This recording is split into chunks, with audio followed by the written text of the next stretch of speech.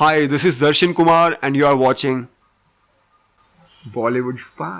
नमस्कार दोस्तों, मैं हूं ज्योति और आप देख रहे हैं बॉलीवुड स्पाई। आज हमारे साथ एक ऐसे एक्टर हैं जिनकी एक्टिंग उभर कर आपको, वैसे तो बहुत सारी फिल्में की हैं उन्होंने, टेलीविजन भी किया, लेकिन मैं 3-4 फिल्मों का नाम लेने वाली हूं जिनमें आप लोगों ने उनकी एक्टिंग को बहुत ही पसंद किया। मैरी कॉम, NH10 और सरबजीत, तो इन सारी फिल्मों में, और लास्ट उन्होंने की थी बागी 2, जो कि उनमें भी उनकी एक्टिंग को बहुत आपने सराहा। जी हाँ, मैं बात कर रही हूँ दर्शन कुमार की। इस वक्त मेरे साथ हैं और अब वो दिखने वाले एक दमदार कैरेक्टर में जर्नलिस्ट का कैरेक्टर प्ले करने वाले हैं PM नरेंद्र मोदी। तो आइए उनका स्वागत करते हैं हमारे चैनल बॉलीवुड स्पाई में और बातें करेंगे ढेर सारी मजेदार। Darshan, welcome to Bollywood spy. Hello, thank you.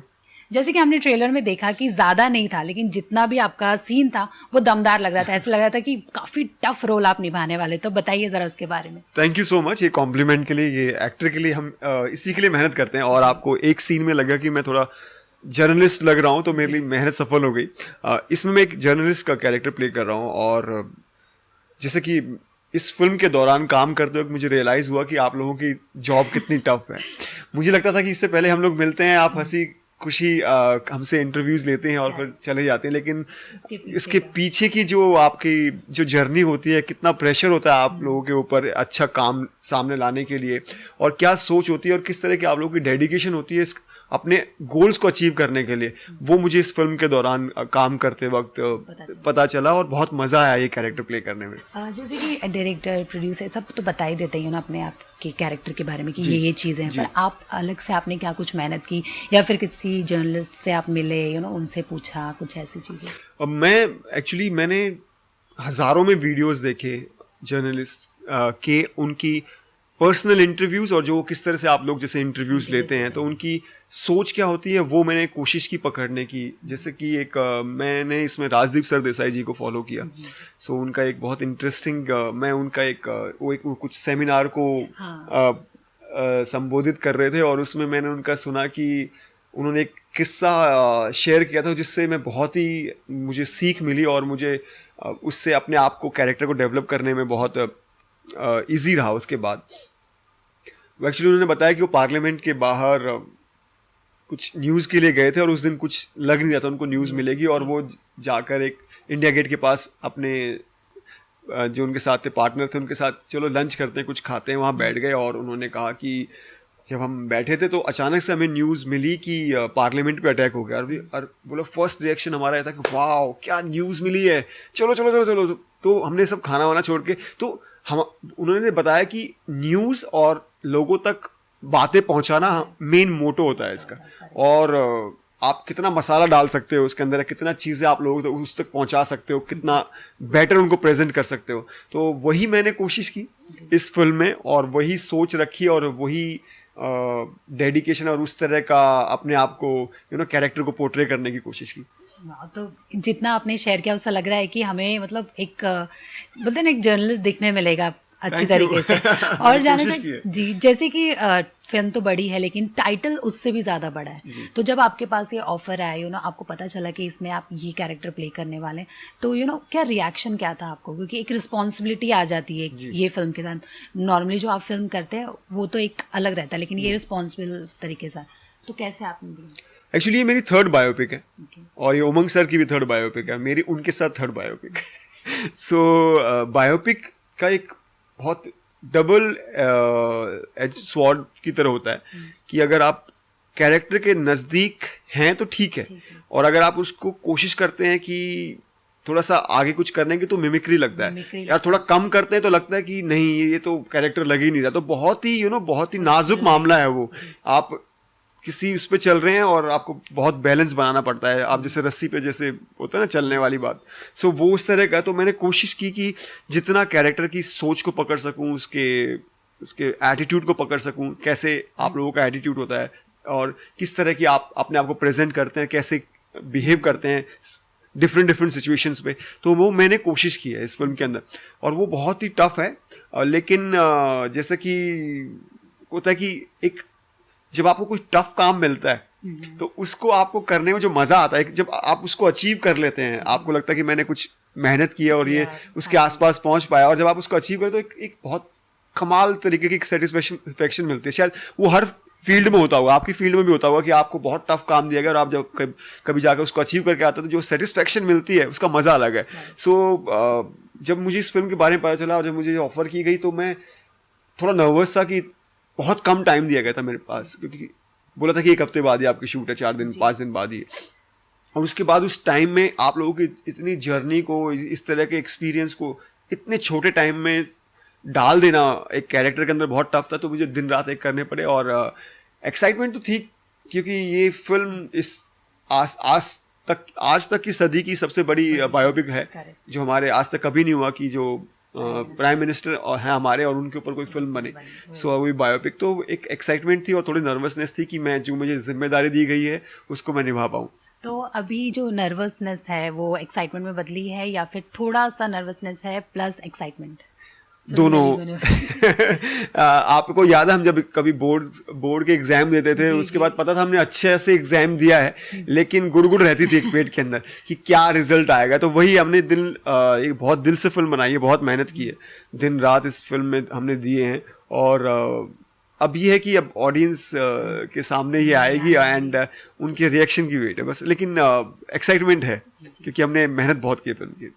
जैसे कि इलेक्शन भी आ रहे हैं तो लोगों का सोशल मीडिया पे बहुत से लोग का कहना है कि ये या तो फिल्म का असर पड़ेगा इलेक्शन पर या फिर इलेक्शन पर पड़ेगा, मतलब फिल्म का असर पड़ेगा इलेक्शन पर। तो इस पे आपका क्या कहना है? आपको ऐसा लगता है कि एक फिल्म आपकी थॉट प्रोसीजर को या जो आपने सोचते हैं उसको चेंज कर देगी?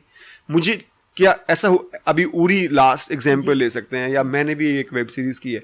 सो जब आप वो आर्मी हमने देखा कितना दिखाया गया लार्ज, क्या ऐसा हुआ कि किसी माँ बाप ने कहा कि तू जाके आर्मी ज्वाइन कर ले उसी वक्त? नहीं।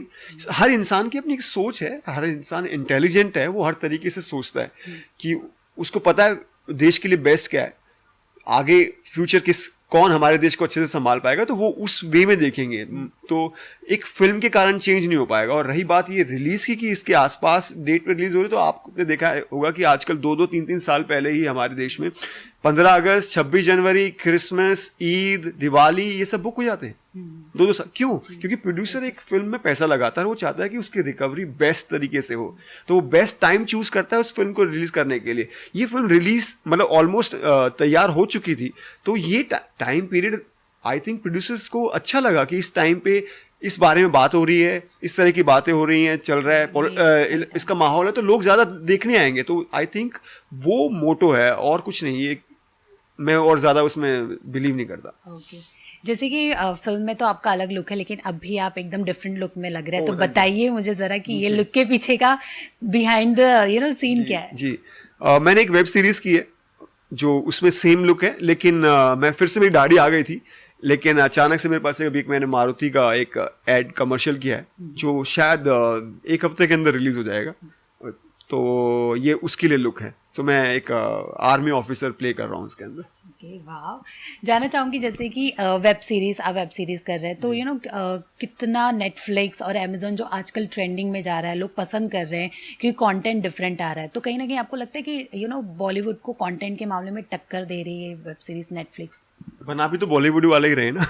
That's the best thing. ये प्लेटफॉर्म या लेकिन कुछ बड़ी फिल्में जो जहाँ पे स्टार बढ़े तो वो फिल्म इतना अच्छा परफॉर्मेंस नहीं कर पाती है। तो देखिए वेब सीरीज का बेस्ट पार्ट ये है कि यहाँ पर आपके ऊपर प्रेशर नहीं है बॉक्स ऑफिस का कि आपको फर्स्ट डे इतनी ओपनिंग चाहिएगी, तो वो प्रेशर नहीं है। ऊपर से कंटेंट में भी आप क्योंकि मेरा मानना है कि फिल्म्स T20 मैचेस हैं जो आपको एक शॉर्ट टाइम होता है, आपका एक पर्टिकुलर टाइम के 2 घंटे के अंदर फिल्म कंप्लीट करनी है, पूरी जर्नी पूरी स्टोरी आपको बतानी है।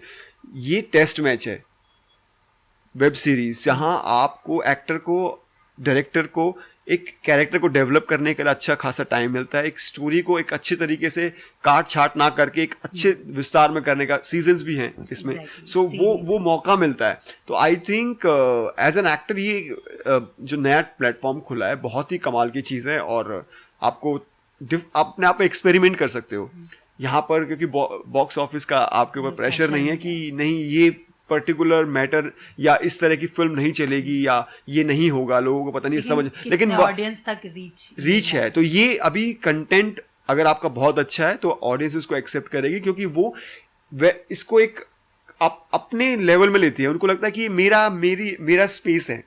अपने सामने वो लैपटॉप पे अपने खुद से देखते तो मैं जब चाहूँ जहाँ पॉज करके कुछ काम कर सकता हूँ फिर से। तो उनका एक अपना एक इस पूरी जर्नी के साथ वो जुड़ जाते हैं। तो आई थिंक ये बहुत ही अट्रैक्ट कर रहा है लोगों को।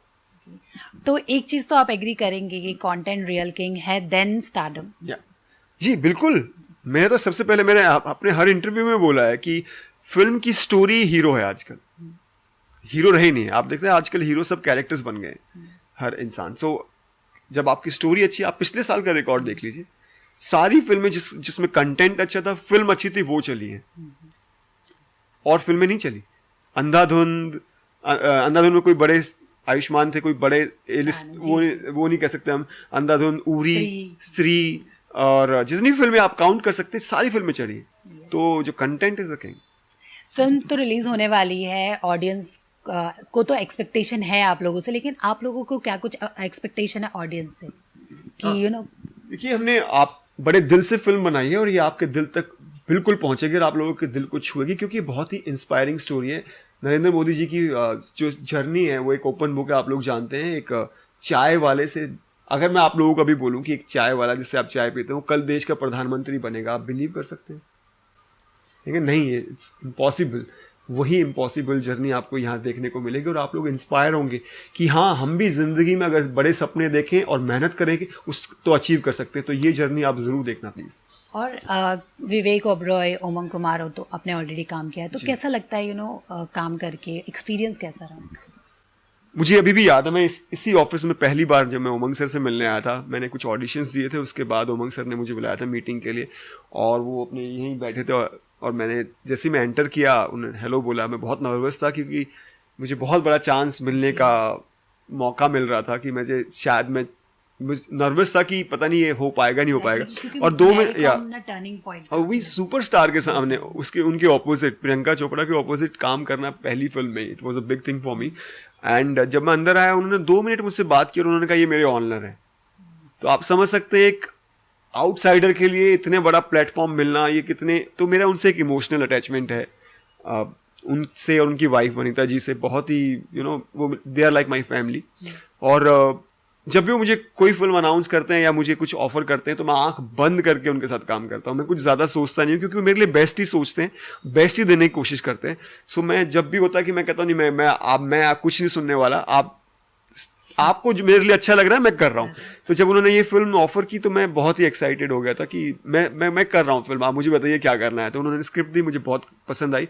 और विवेक जी के साथ भी यही हुआ, विवेक भाई के साथ मैं विवेक से मैं काफ़ी अवार्ड शोज में मिला हूँ, उनसे इंटरेक्शन किया, बहुत ही वो मुझे प्रेज करते हैं एज एन एक्टर, बहुत लाइक करते हैं। या आज मेरी यहाँ भी जब पहली बार उनसे सेट में मीटिंग, उन्होंने सबसे पहले यही कहा कि तुम कमाल के एक्टर हो, तुम बहुत ही I admire you as an actor. So ये बड़ा अच्छा लगता है। और वो क्या है कि बहुत मेहनती एक्टर है। मेरी उनकी सोच बहुत मिलती है जब वो हम एक्टिंग के सिलसिले में जब हम बात कर रहे थे, जो उनका प्रोसीजर है काम करने का। सो जब उनके साथ काम किया तो जब आप एक अच्छे एक्टर के साथ काम करते हैं तो आप सीन को कहीं से कहीं पहुंचा देते हैं। तो वही इस फिल्म में हुआ उनके साथ काम करने का। वो बहुत मेहनती एक्टर है। कभी मैंने उनको वैनिटी में बैठने देखा, हर वक्त सेट पे रहते थे और कभी भी उन्होंने एक जो एटीट्यूड या जो उन्होंने मैनरिज्म पकड़ा हुआ था नरेंद्र मोदी जी का, छोड़ा ही नहीं। वो कभी कैरेक्टर से बाहर दिखे ही नहीं। मुझे हमेशा जब सेट पे बैठे लगता था नरेंद्र मोदी जी बैठे हैं, एक अलग से एक रिस्पेक्ट हो जाती है, अरे मोदी जी बैठे हुए हैं। सो अरे वो कुछ ना कुछ उनका दिमाग चल रहा होता था और मैं कितना बेटर परफॉर्म कर सकता हूँ, कैसे इसको सीन को एनहेंस कर सकता हूँ। इवन वो जब कोई दूसरा परफॉर्म कर रहा होता था कैरेक्टर, तो उससे आगे ना कान में बोल भी देते थे, ये ट्राई करो ना। तो मतलब ये होता है ना कि एक अच्छी फिल्म बनानी है, एक पैशन डालना है, तो वो आपको फिल्म में देखने को मिलेगा विवेक ओबरॉय की परफॉर्मेंसेस में। आई गेस व्यूअर्स भी देख ही रहे होंगे, आपकी बात सुन के डेफिनेटली होने लगेगा। और जैसे कि अब बात हो रही नरेंद्र मोदी की बायोपिक है, तो मैं जानना चाहूँगी उनकी डेफिनेटली हर क्वालिटीज़ आपको पसंद होगी, लेकिन ऐसे 3 कोई क्वालिटी जो आप बता सके जो पसंद है, इंस्पायरिंग है। सबसे पहली देशभक्ति, वो सिर्फ और सिर्फ देश के लिए सोचते हैं। हार्ड वर्किंग, वो सिर्फ 4 घंटा सोते हैं, 18 घंटे काम करते हैं देश के लिए। और उनका विजन, वो अगले 10 साल की पहले अभी से सोच लेते हैं, अगले नेक्स्ट 10 ईयर्स का। तो इससे बड़ी क्वालिटीज और क्या चाहिए आपको?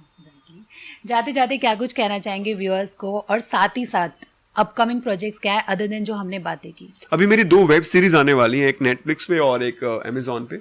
सो वो बहुत जल्द ही रिलीज होने वाली है, मैंने वो की हैं। इसके अलावा मैंने 2 फिल्में साइन की हैं जिनके बारे में अभी अनाउंस नहीं कर सकता, बहुत जल्दी अनाउंसमेंट होने वाली है, जो जल्दी शूट स्टार्ट हो जाएंगी, उसके बाद अनाउंसमेंट भी हो जाएंगी। सो वही है सब। Thank you so much and all the best, ये फिल्म कमाल करेगी। Thank you.